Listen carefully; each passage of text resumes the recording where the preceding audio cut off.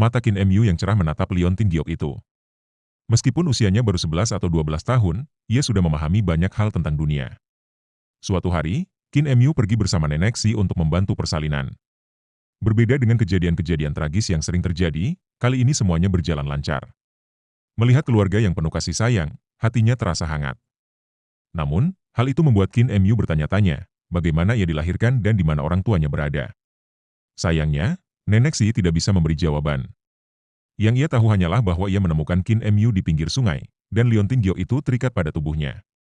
Itulah mengapa Qin Mu sangat menghargai Liontin Giok itu. Ia berharap suatu hari nanti dapat menemukan orang tuanya, dan dengan Liontin itu, bertanya mengapa mereka meninggalkannya. Setelah beberapa saat, Qin Mu kembali mengenakan Liontin Giok itu di lehernya, seperti biasa. Ekspresinya menjadi lebih damai saat ia menyimpan kejadian aneh itu di dalam hati, bersama misteri seputar Liontin tersebut. Nenek Si, yang selama ini menjaga jarak, akhirnya pulang ke rumah mereka, tepat sebelum Qin Mu kembali. Keesokan harinya, Ma tua, si buta, si cacat, dan si bisu kembali melanjutkan perburuan binatang buas untuk memurnikan darah keempat roh bagi Qin Mu. Keempat pria berbahaya ini telah membersihkan area sekitar desa, menjangkau radius beberapa ratus mil. Kini, mereka harus pergi lebih jauh untuk menangkap binatang buas yang akan memberikan darah yang diperlukan untuk pemurnian. Kepala desa kesulitan bergerak sendiri, apoteker sering keluar untuk mengumpulkan tanaman obat, tukang daging selalu pemarah dan kadang-kadang berperilaku liar, sementara Tuli hanya tertarik pada kaligrafi dan lukisan. Karena itu, Nenek Si adalah satu-satunya orang yang dapat menemani Qin Mu dalam latihan kultivasinya. Namun, Nenek Si tidak selalu berada di desa. Sebagai penjahit dan bidan, desa-desa tetangga sering memintanya untuk membuat pakaian atau membantu persalinan. Pagi-pagi sekali, Nenek Si pergi meninggalkan desa, dan apoteker berangkat untuk mengumpulkan tanaman obat. Tukang daging dan Tuli menggendong kepala desa dan membawanya ke pintu desa, lalu mereka berpisah. Satu pergi untuk mengasah pisaunya, yang lainnya melukis. Ditinggal sendirian, Qin Mu merasa bosan dan berjalan menuju tepi sungai. Sejak sapinya berubah menjadi wanita dan kemudian tewas ditikam si cacat, tugas-tugasnya menjadi semakin ringan. Di tepi sungai, Qin Mu menarik napas dalam-dalam, merasakan udara yang mengalir ke dalam paru-parunya. Setelah itu, ia mengalirkan ki vitalnya, dan perlahan dadanya kembali ke ukuran semula. Namun, ia tidak menghembuskan napas. Sebaliknya, ia menggunakan ki vitalnya untuk memperkuat paru-parunya, membuatnya lebih kuat. Lalu, ia memampatkan udara di dalam paru-parunya, menyusutkan udara tersebut 10 kali lipat. Qin Mu terus menarik napas, namun dadanya tak kunjung mengembang. Ketika ia mencapai batasnya, tiba-tiba ia melesat maju, melesat seperti anak panah yang meluncur keluar dari busurnya. Ia berlari menyeberangi sungai, membelah air yang mengalir deras, menciptakan gelombang besar yang menghempas ke belakang. Tiba-tiba, sebuah kilatan logam melintas di atas sungai. Qin Mu mengeluarkan pisau pembantai babi dan mengayunkannya dengan lincah. Pisau itu berkilauan di udara, bergerak cepat seperti naga yang berenang di langit. Ini adalah jurus pisau pembantai babi yang diajarkan oleh Butcher. Jurus ini memiliki aura liar dan mendominasi, menolak tunduk pada langit dan bumi. Pisau itu berkilat di udara, menghancurkan apapun yang ada di jalurnya. Namun, dengan tiba-tiba, kilauan logam itu menghilang saat Qin Mu kembali menyarungkan pisau tersebut ke punggungnya. Kini, ia beralih ke keterampilan tinju yang diajarkan oleh Old Ma. Ia mengerahkan ki vitalnya ke lengan dan tangannya, mengepalkan tangan dengan kuat. Dengan setiap pukulan, Qin Mu menggambarkan gambaran sungai Yangtze yang deras mengalir, lalu bergabung dengan laut, mengalir tak terhenti. Thunderclap 8 serangan bentuk pertama, guntur musim semi di laut timur yang sepi. Setiap pukulan memancarkan energi yang hebat, seolah-olah sungai yang mengalir deras bergabung dengan ombak besar di lautan. Namun, saat itu juga, tinjunya tiba-tiba terbuka, dan jari-jarinya bergetar tak terkendali. Udara di depannya terkompresi dengan cepat, lalu meledak dengan keras, merusak permukaan sungai dan mengirimkan air terpercik ke sekelilingnya. Masih belum cukup, pikir Qin Mu. Aku belum bisa merasakan guntur di telapak tanganku. Ia merasa kecewa. Pada level terendah 8 pukulan petir Ma tua, seorang praktisi seharusnya bisa mengeluarkan guntur dari telapak tangannya. Setiap pukulan harus bisa menghasilkan suara guntur yang menggelegar dengan kekuatan luar biasa, bisa merenggut jiwa seseorang. Qin Mu kemudian mengambil tongkat bambu yang terikat di punggungnya. Dia tidak menggunakan keterampilan tongkat biasa, melainkan keterampilan tombak yang diajarkan oleh Blaine. Tongkat bambu itu bergerak seperti tombak besar yang mengaduk air sungai dengan kekuatan yang luar biasa. Setiap gerakan, setiap tusukan, bahkan setiap jentikan disertai semburan air yang luar biasa. Setelah merasa puas, Qin Mu menukar tongkat bambunya dengan palu besi besar. Ia mengganti posisi tongkat bambu di punggungnya dengan palu, lalu mulai melancarkan serangkaian serangan. Keterampilan palu yang diajarkan oleh si pandai besi bisu padanya ini sederhana, namun sangat kuat. Setiap serangan begitu berat, dan dengan kelincahan Qin Mu berlari, dua gaya bela diri ekstrim ini tampak menyatu. Setelah berlari dan berlatih berbagai keterampilan dalam waktu yang lama, Qin Mu merasakan ki vitalnya mulai menipis. Tubuhnya merasa lelah, dan ia menyadari bahwa kekuatannya hampir habis. Ia melihat sekeliling dan menyadari bahwa ia telah berlari sejauh puluhan mil, cukup jauh dari desa lansia cacat. Apakah aku benar-benar berlari sejauh ini tanpa menyadarinya? Pikirnya. Terus memandangi sekelilingnya, Qin Mu akhirnya melihat sebuah pulau di tengah sungai, dikelilingi oleh arus air yang deras. Pemandangan itu membangkitkan rasa penasaran dalam dirinya, dan ia segera bergegas menuju pulau tersebut. Setelah beberapa saat, Qin Mu akhirnya tiba di pulau itu, menginjakkan kaki di daratan kering. Pulau itu tidak terlalu besar, hanya sekitar 1000 meter di diameter dan setinggi 130 meter. Di tengah pulau, hutan lebat tumbuh subur, sementara suara air mengalir deras terdengar di sekelilingnya. Di dalam hutan, tak jauh dari tempat Qin Mu berdiri, terdapat sebuah kuil kuno yang tampak bobrok. Kuil itu tampak sudah lama terlantar, penuh dengan sarang laba-laba. Meski begitu, bangunan itu masih bisa menjadi tempat yang baik untuk beristirahat. Qin Mu berhenti di depan kuil. Salah satu pintu masuknya sudah runtuh, memperlihatkan cahaya redup dari dalam.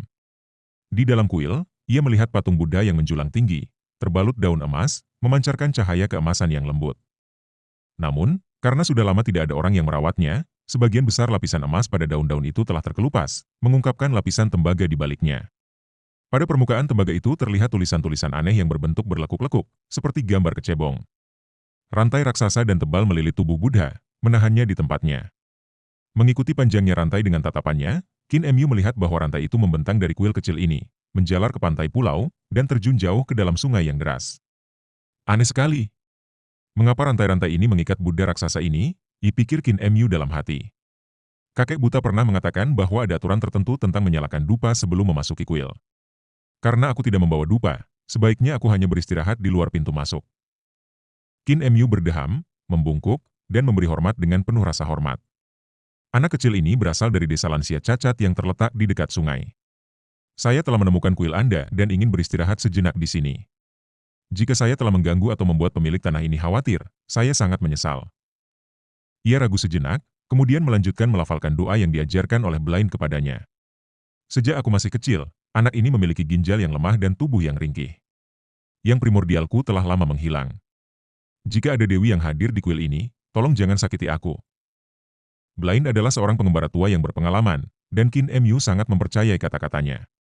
Karena itu, ia merasa tidak ada masalah dengan melafalkan doa seperti yang diajarkan Blaine. Setelah selesai berdoa, Qin Mu duduk di tangga batu yang mengarah ke kuil. Ia melepas sepatu bot besi yang dikenakannya dan melepaskan pemberat dari betisnya, kemudian mulai memulihkan tenaganya dengan teknik pernapasan. Sepatu bot dan pemberat itu adalah set yang dibuat oleh Mute the Blacksmith. Beratnya jauh lebih berat daripada set sebelumnya yang pernah ia gunakan. Tiba-tiba, tawa lembut terdengar dari belakang Qin Mu. Kau mengatakan sesuatu yang cukup menarik, jikata suara seorang wanita. Kurasa aku tidak akan memakanmu lagi. Baiklah. Qin Mu segera berbalik dan melihat siapa yang berbicara. Duduk di telapak tangan Buddha, seorang gadis kecil seusia dengannya sedang tertawa. Ia bertelanjang kaki dan mengenakan gaun sederhana. Rambutnya dikepang menjadi 3. 2 kepang tipis menjuntai di depan dadanya, sementara kepang yang lebih tebal tergantung di belakangnya. Kakinya tergantung di tepi telapak tangan Buddha, berayun maju mundur. Gelang emas di pergelangan kakinya berdenting dengan setiap gerakan, menambah irama tawanya yang indah, seperti sinar matahari yang lembut di musim semi. Qin Mu segera berdiri dan berkata, bagaimana aku harus memanggilmu, saudari Dewi? Dewi apa? Jawab gadis itu sambil melompat turun dari telapak tangan Buddha dan tersenyum lebar, memperlihatkan gigi taring kecil yang manis. Namaku Xian Qinger, aku tinggal di sekitar sini. Namun, aku belum pernah melihat Dewi. Siapa namamu? Melihat senyum gadis itu yang ceria dan tidak menunjukkan niat jahat, Qin Mu merasa lega. Namaku Qin Mu, yang berarti anak laki-laki yang menggembalakan sapi. Qin adalah nama keluargaku. Para tetua di desa selalu mengizinkanku untuk menggembalakan sapi. Oh. Xian Qinger berjalan ke balik pintu kuil yang masih tersisa dan membukanya sedikit, mengintip ke dalam. Ia kemudian menoleh ke belakang dan terkikik. Lalu di mana sapimu? Qin Mu ragu sejenak, lalu berkata, sapi itu berubah menjadi seorang wanita, jadi sekarang tidak ada sapi lagi. Hal menarik seperti itu masih bisa terjadi? Xian Qinger bertanya dengan heran, lalu ia tersenyum ceria. Bagaimana bisa sapi itu berubah? Bisakah kamu berubah juga? Qin Emyu menggelengkan kepala. Saat ini aku tidak bisa, tapi nenekku bisa. Kupikir kamu sudah tahu. Xian King Er menjawab kecewa. Ada hal menarik lainnya yang sudah kamu lihat? Cepat, masuklah dan ceritakan semuanya padaku. Saat Qin Emyu hendak melangkah maju dan masuk ke kuil, tatapannya tertuju pada sesuatu yang mencurigakan. Di belakang patung Buddha, ia melihat beberapa tulang putih mencuat keluar. Tiba-tiba, firasat buruk menyelusup ke hatinya. Kakinya berhenti, dan ia berkata dengan ragu, jika kakek buta pernah mengatakan bahwa aku harus selalu menyalakan dupa dan memberi hormat pada Buddha sebelum memasuki kuil. Karena aku tidak membawa dupa, sebaiknya aku tetap di sini. Masuk saja. Xian King Er tersenyum manis, tidak memperlihatkan tanda-tanda curiga. Kurasa lebih baik aku tetap di luar. Qin Emyu mengedipkan matanya dan menggerakkan kakinya mundur, memberikan senyum yang lebih tulus daripada senyum biasa yang pernah ia tunjukkan. Kenapa kau tidak keluar saja? Kalau begitu, aku bisa menceritakan beberapa hal menarik kepadamu. Tatapan Xian King Er sedikit berubah, dan ia menggigit bibirnya sambil terkekeh. Aku tahu beberapa hal memalukan yang hanya bisa dilakukan oleh laki-laki dan perempuan. Masuklah dan aku akan mengajarimu tentang hal itu. Berbeda dengan penampilannya yang ceria sebelumnya, napas gadis itu kini terdengar sedikit menggoda, dan pesonanya terasa lebih menggoda. Wajah Qin Emyu memerah, dan ia menarik napas pendek, terengah-engah. Ginjal saya memang lemah sejak kecil. Ujarnya dengan canggung. Masuk sekarang juga. Teriakan parau keluar dari mulut gadis kecil itu, suaranya memerintahkan.